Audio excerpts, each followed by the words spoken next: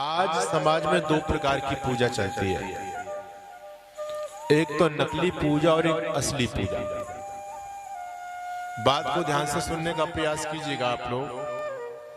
और वस्तुतः देखा जाए तो हम लोगों को नकली पूजा से बड़ा प्रेम है। असली पूजा को ना तो हम करना चाहते हैं, ना हम सीखना चाहते हैं।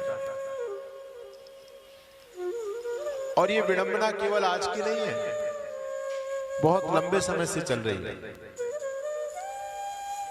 आज हम लोगों का जीवन भी नकली, हम लोगों का व्यवहार भी नकली और हम लोगों की पूजा भी नकली।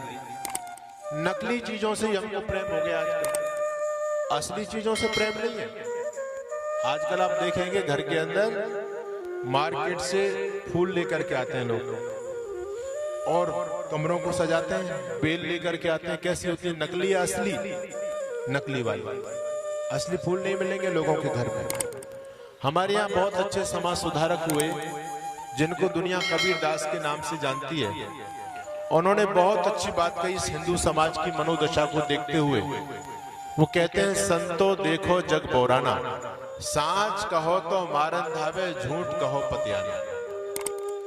अगर सच्चाई का उपदेश समाज को करेंगे तो समाज क्या करता है? सम्मान नहीं करता, बल्कि ईंट पत्थर फेंकता है, मारने के लिए दौड़ता है। जितने भी समाज सुधारक इस समाज को जगाने के लिए आए, इन समाज के लोगों ने उनको सुला दिया हमेशा हमेशा के लिए। चाहे शंकराचार्य को ले लो, चाहे महर्षि दयानंद को ले लो, चाहे अन्य किसी को भी ले लो। लेकिन जो इस समाज को बहकाने का काम करता है, ये समाज उसको बहुत अच्छा मानता है। सांच कहो तो मारन धावे, झूठ कहो पतियाना। और कहते हैं, माटी को एक नाग बनायो, पूजे लोग लुगाई।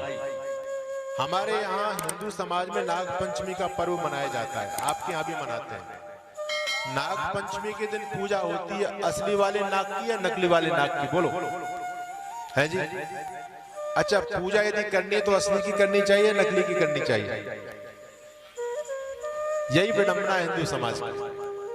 नकली की पूजा, असली की पूजा नहीं करना चाहते। हर चीज हमारी नकली हो चुकी है। माटी को एक नाग बनायो, पूजे लोग लुगाई। और सांचो नाग यदि घर में निकले तो ले लाठी धमकाई। घर में मैंने देखा है, बड़ी आलीशान कोठी बनाते हैं लोग, कोठी के अंदर मंदिर बनाते हैं और उस मंदिर के अंदर चांदी की या पीतल की एक गाय रखते हैं और सुबह शाम गृह स्वामिनी गाय को माला पहनाती है, दीपक जलाती है, भोग भी लगाती है। लेकिन यदि असली वाली गाय घर के दरवाजे पर आ जाए तो उसको एक रोटी भी नहीं मिलती, उसमें लाठी डंडे पड़ते और घर से बाहर भगा देते हैं उसको। ये हिंदू समाज की दुर्गति का सबसे बड़ा कारण है कि हम लोग किधर बह रहे हैं। जब तक माता पिता जीवित हैं, जब तक उनका कोई सम्मान नहीं, और जैसे ही माता पिता धरती से चले गए तो लगता है कि धरती पर यही श्रवण कुमार पैदा हुआ है। उनके जाने के बाद सुंदर सा फोटो फ्रेम में मढ़वाया जाएगा, सामने रखा जाएगा, फूल मालाएं चढ़ाई जाएंगी, दीपक जलाया जाएगा, अगरबत्तियां जलेंगी। लगता है कि इसको पिताजी से बड़ा प्रेम था। लेकिन जब तक पिताजी जीवित थे, कभी पिताजी की सेवा शुश्रूषा नहीं की। कबीर दास जी कहते हैं, जियत पिता से दंगम दंगा, मरे बाप पहुंचा में गंगा। जब तक पिताजी जीवित हैं तब तक एक गिलास पानी नहीं पिलाएंगे, लेकिन पिताजी चले गए तो पुत्र कहां लेके जा रहे हैं? गंगा जी लेकर के जा रहे हैं। देखो उनकी श्रद्धा।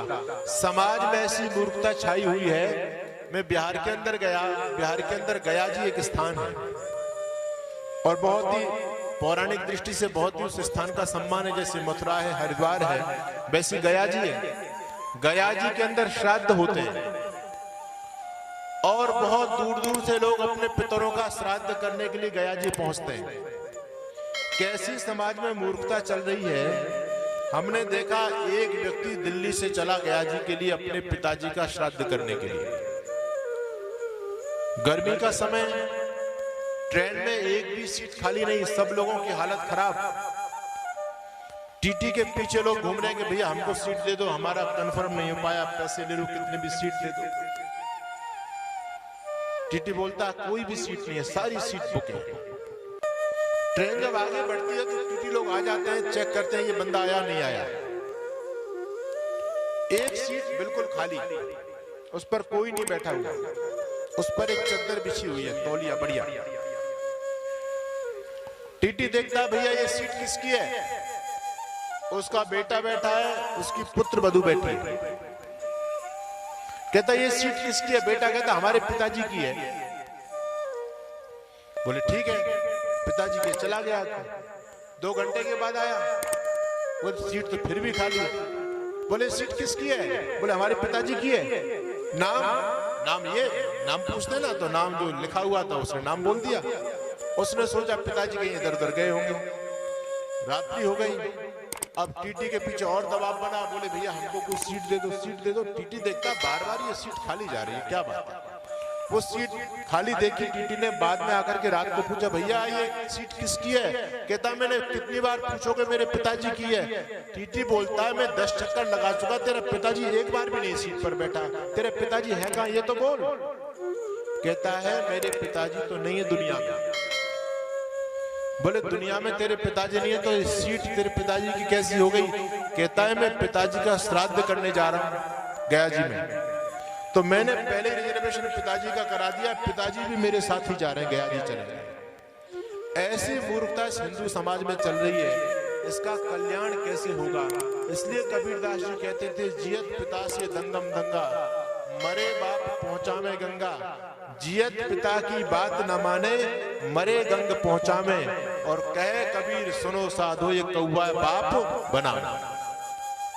कौवा जो है सबसे धूर्त पक्षी मानते हैं उसको। अगर घर के ऊपर आकर के बैठ जाए तो क्या बोलते हैं? हमारे उत्तर प्रदेश में ढेड़ बोलते हैं। बैठने नहीं देंगे उसको बड़ा गंदा। चाणक्य जी भी कहते हैं कि पक्षियों में सबसे धूर्त पक्षी कौवा है। लेकिन जब ये श्राद्ध पक्ष आते हैं और कौवा यदि आ जाए, ओहो, लोगों का दिल प्रसन्न हो जाता है। पिताजी आ गए, पिताजी आ गए। ये हिंदू समाज की बुद्धि को देखो, उस कौवे को भी बाप बना रहे हैं। अरे क्या तुम्हारे पितर लोगों ने ऐसे निकृष्ट कर्म किए थे जो कौवा बनेंगे?